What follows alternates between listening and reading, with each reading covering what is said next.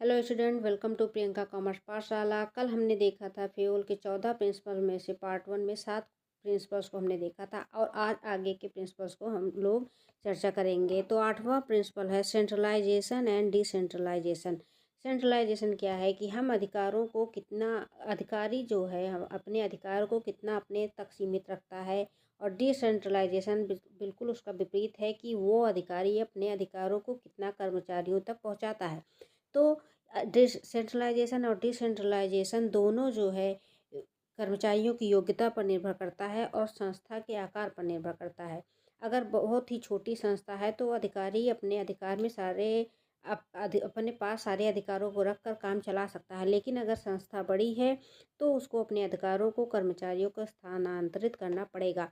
और दूसरी चीज़ है कि अगर उसके कर्मचारी योग्य हैं और कर्मचारी योग्य हैं तब वो अपने अधिकारों को कर्मचारियों को स्थानांतरित कर सकता है बिना किसी भय के या संशय के कि उसका काम अच्छे तरीके से होगा।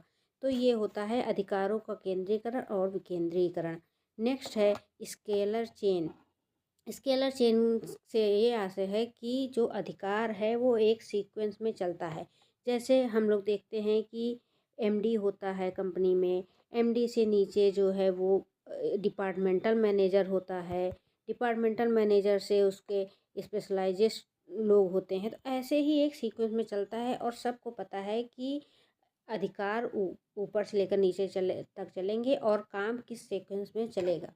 जिससे अगर सीक्वेंस सबको पता है और सीक्वेंस क्लियर है तो काम सुचारू रूप से चलता है और काम में कोई रुकावट नहीं आने पाती है। इससे क्या है कि सबके बीच में संपर्क अच्छी तरह से स्थापित हो जाते हैं और कोई एक दूसरे के स्तर की अवहेलना नहीं करता है। स्केलर चेन से ये मतलब है। नेक्स्ट है ऑर्डर।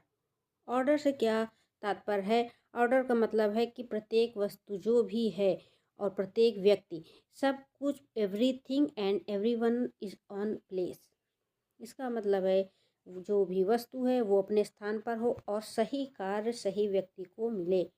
तो व्यक्ति और वस्तु दोनों अपने अपने स्थान पर उचित स्थान पर रहें जिससे काम अच्छी तरीके से चल सके।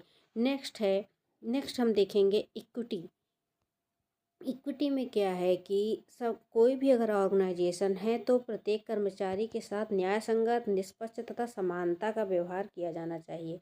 न्यायप्रियता के लिए अच्छी सूझबूझ, अनुभव और स्वभाव की आवश्यकता होती है। और अगर आप ऑर्गेनाइजेशन में सभी के साथ अच्छा व्यवहार या समान व्यवहार नहीं करते हैं तो वहाँ पे विद्रोह होने की ज़्यादा संभावना रहती है। इसलिए ज़रूरी है कि सभी के साथ समान व्यवहार हो।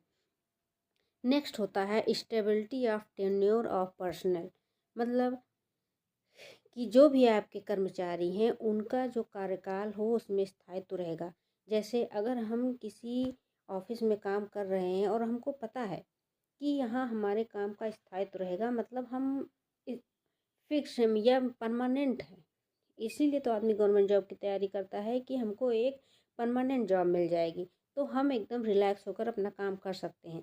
लेकिन अगर इनस्टेबिलिटी होती है काम में तो कोई भी व्यक्ति अपना काम सही तरीके से नहीं कर सकता, क्योंकि उसको हर समय अपनी जॉब की सिक्योरिटी की चिंता लगी रहती है।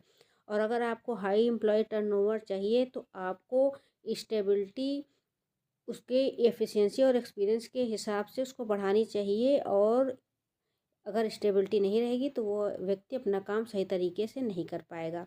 नेक्स्ट है इनिशिएटिव।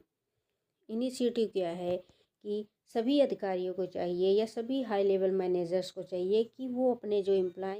नेक्स्ट है इनिशिएटिव। इनिशिएटिव में क्या है, सभी अधिकारियों को चाहिए कि उनके जो निचले स्तर के कर्मचारी हैं सभी के पहल भावना को आगे बढ़ाएं। अगर हो सकता है कि कोई किसी चीज़ में बेस्ट हो और वो कोई काम अच्छे तरीके से कर रहा है, लेकिन अगर आप उसकी पहल क्षमता को ही दबा देंगे तो वो अपनी जो योग्यता है उसको निखार नहीं पाएगा। तो ज़रूरी है कि उसके जो योग्यता है उसको वो एक्सप्रेस कर पाए, उसका जो इंटरेस्ट है, मोटिवेशन है और क्रिएटिविटी जो है वो आगे बढ़ा सके। उससे ऑर्गेनाइजेशन में एक हेल्दी रिलेशन तैयार होता है। नेक्स्ट है एस्पिरिट दी क्रॉप्स। एस्पिरिट दी क्रॉप्स क्या है और सब मोस्ट इम्पॉर्टेंट है। ये मोस्ट इम्पॉर्टेंट है क्योंकि ज़्यादातर यही शब्द लिख के अगर आप लोग सोचेंगे कि इसको हिंदी में सहयोग की भावना करके क्वेश्चन पूछेगा, तो ऐसा नहीं करता है आयोग।